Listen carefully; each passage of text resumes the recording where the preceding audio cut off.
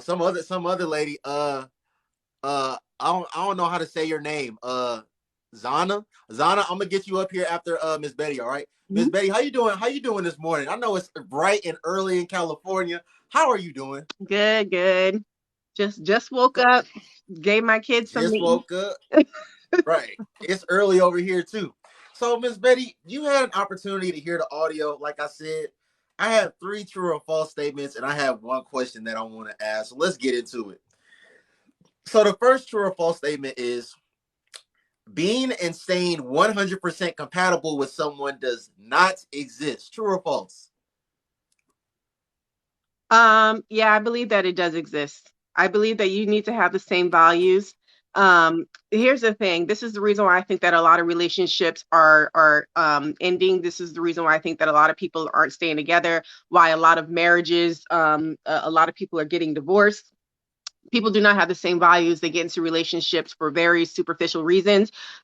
She looks good. She's very, very beautiful. So he decides to stay with her, even though he doesn't like her attitude. So he's like he keeps on going back and forth with her for her attitude. She finds him very attractive. Maybe he provides something that she likes. She doesn't really like him that much, but because he provides, she doesn't really like his personality, but because he provides for her and he's attractive, she gets into a relationship with him. So they're not compatible, but because they look good and they have something that they want from that other person, or they're getting something from that other person, they decide to get into this relationship with them and try to hold on to this relationship that was never going to work out from the beginning. Okay, Miss Betty, but I just want to be clear because you said true. So you do believe that 100% compatibility does exist. No, I feel Okay. like I feel like you can be um the majority, like you could be like an 80% compatibility, like, right? So I feel like the less compatible you are, the less likely the relationship's going to work. For example, if you meet a man and you know that his goal is to become a lawyer or a politician, then why would he want to be with a woman that likes to go clubbing every Friday? That's not compatible. But because she's pretty and he likes her personality, he decides that he's going to make it work with her. And now your goal in life, she's holding you back because she's going to be in the papers, giving you negativity, showing negativity when you're trying to become a politician. The same thing with a woman when, let's say, she wants to be a neurosurgeon. She's very intelligent. She wants to be a neurosurgeon, but the man that she meets, although is a great man, wants to just be her to be a stay-at-home mom.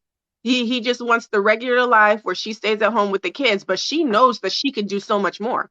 He may be a great man, but that does not mean that they are compatible. All right. Second true or false statement. Women are only loyal to their feelings and not a man's sacrifices. True or false?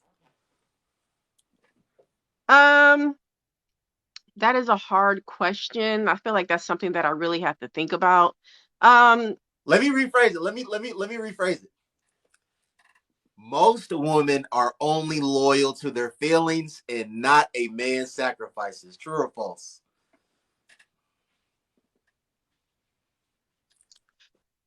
in this society, I would say yes, because we live in a first world society where we're so privileged that we don't even realize the sacrifices that men give because um, it doesn't really feel like a sacrifice. We don't really see the things that they do behind the scenes. We're just so used to getting that type of treatment from our men that we're kind of spoiled in that way. And I had to that's and I say that only because a lot of times I had to check myself with my own husband, right? Um like he did a lot of things that was getting on my nerves. That was getting on my nerves. And like, for example, if I tell him to go to the grocery store and I would say, hey, go get hamburgers. I want to make hamburgers tonight for the grocery store. All he would buy is hamburgers.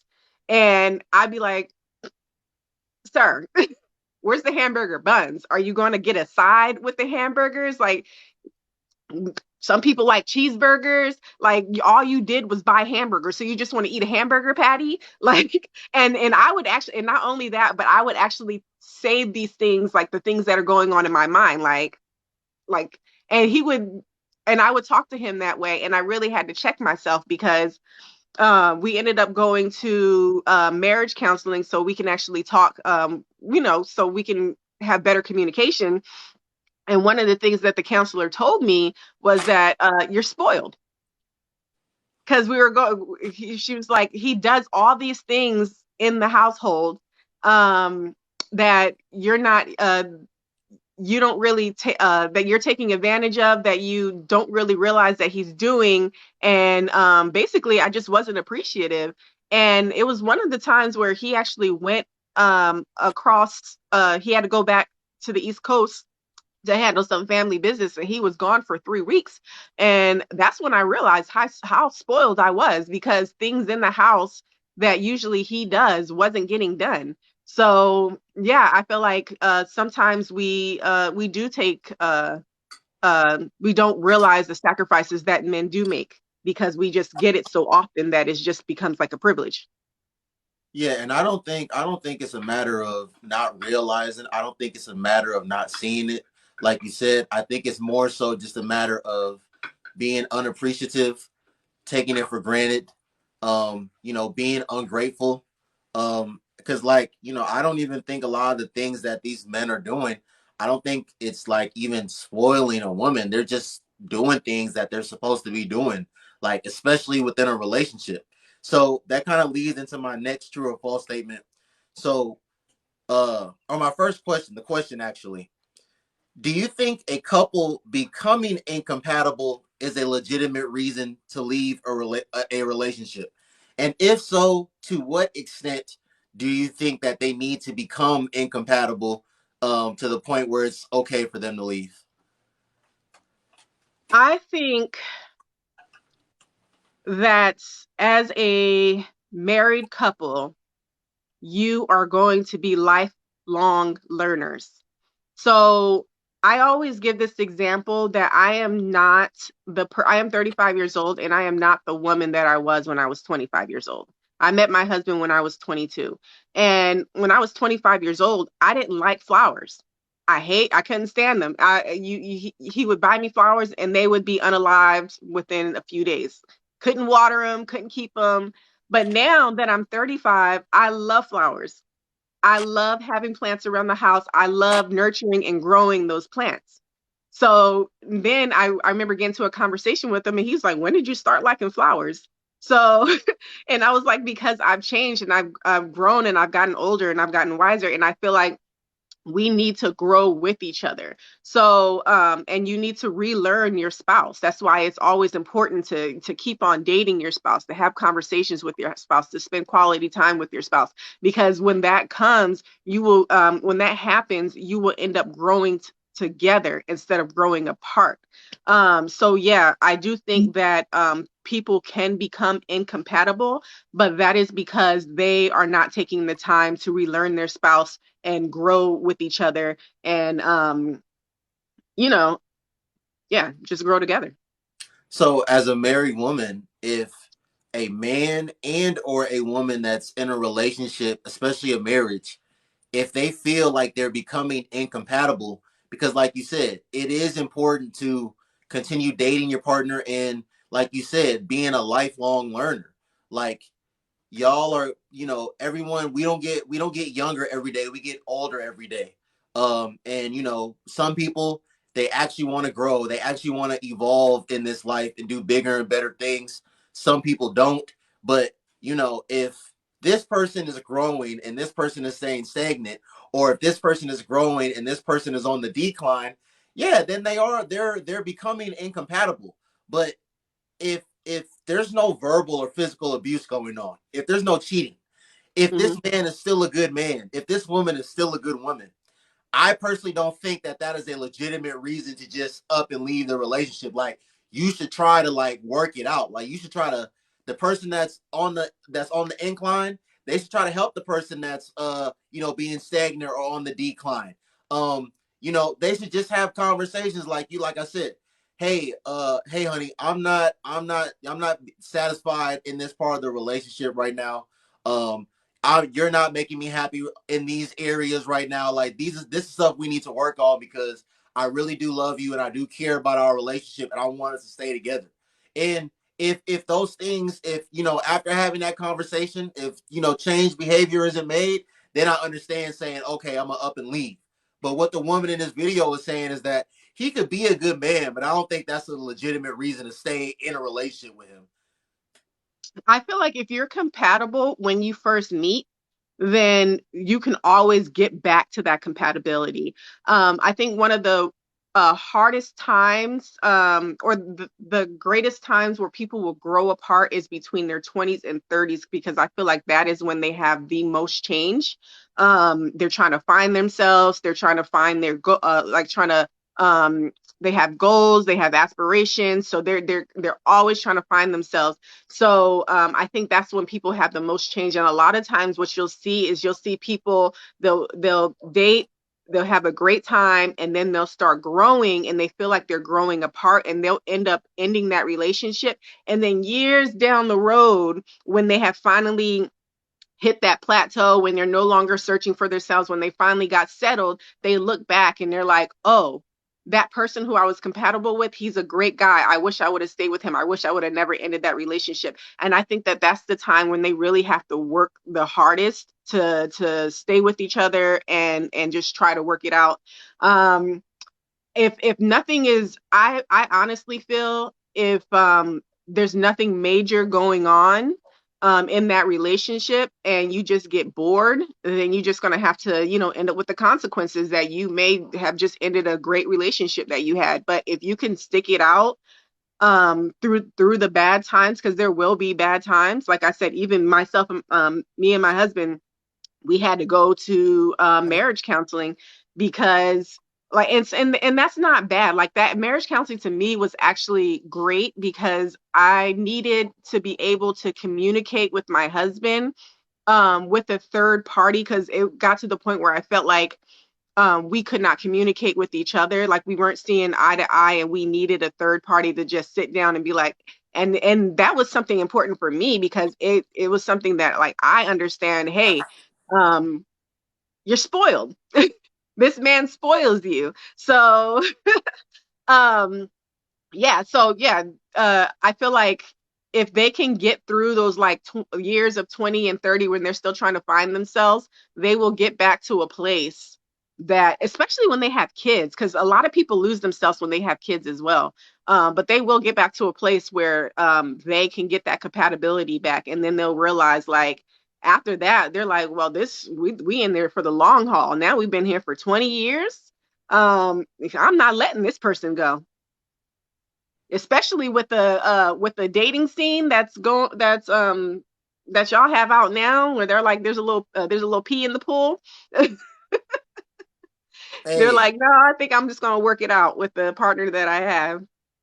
hey, y'all, I'm not here for a long time. I see my moderator telling y'all to get the likes up.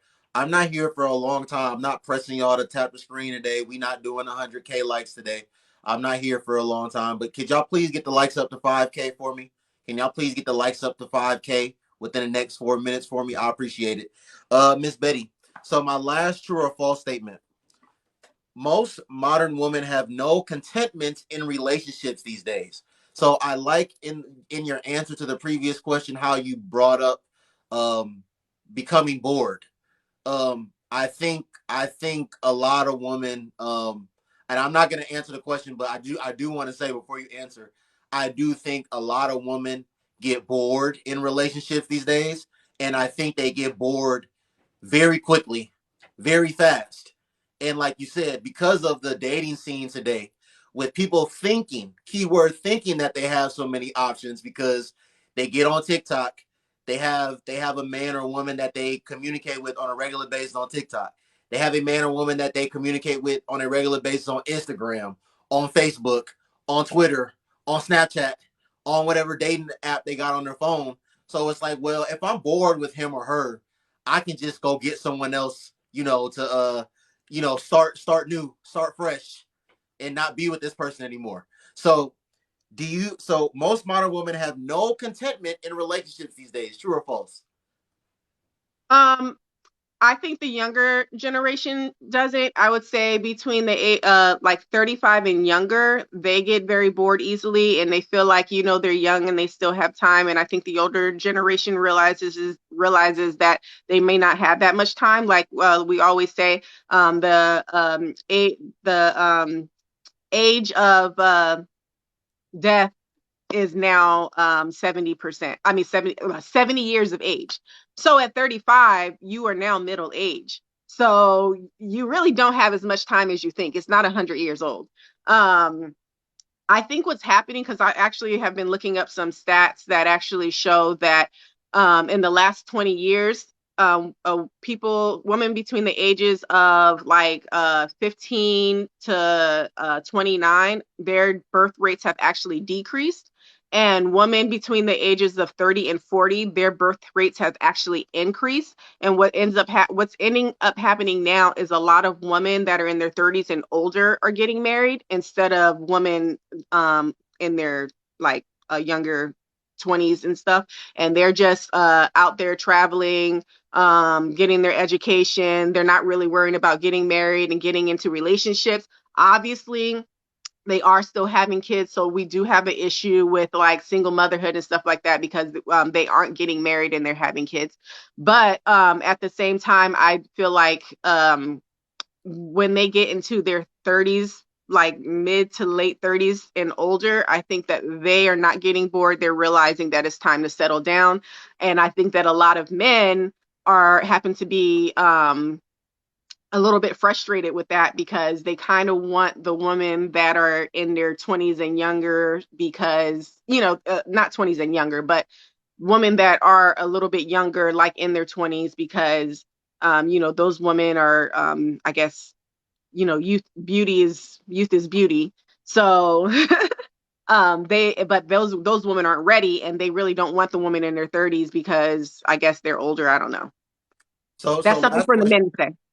Last question. So with the divorce rate, with women filing for divorce at 70 something percent, they say it's almost 80% now, and like irreconcilable differences either being like the number one or one of the top reasons that they're, filing for divorce. You have a son. If you heard a woman say that, he could be a good man, because again, I think what the woman in this video was trying to say, but articulated it very poorly, is that if if a man and a woman become incompatible, him being a good man is not a legitimate reason to stay. So if you heard a woman say something like that, and your son was dealing with that woman, would you advise your son to be with a woman to where uh the status of the relationship is going to be largely predicated on how she feels, how happy she is, how satisfied she is? Would you want your son dating a woman like that? Um, it depends on the relationship dynamic that I see. If they have a great relationship, and I don't see that, she's has erratic behaviors, she's one of those people that are on again, off again. If she's not wishy-washy, then if she made that comment, I wouldn't be upset about that, because I believe the same thing. Like I said, you need to be with somebody who has the same values as you. So, and yeah, it's not going to work out if you guys don't have the same values. So if she said that, I would not be upset. But if she was somebody that just was like very nonchalant about relationships, and she was just one relationship after another, and she's very well known around the neighborhood as being somebody who's just not a commitment type of person, no, I would not want my son to be with a woman like that. All right. Well, thank you for coming up here, Miss Betty. I appreciate you. You have Thank a good day. you. All right.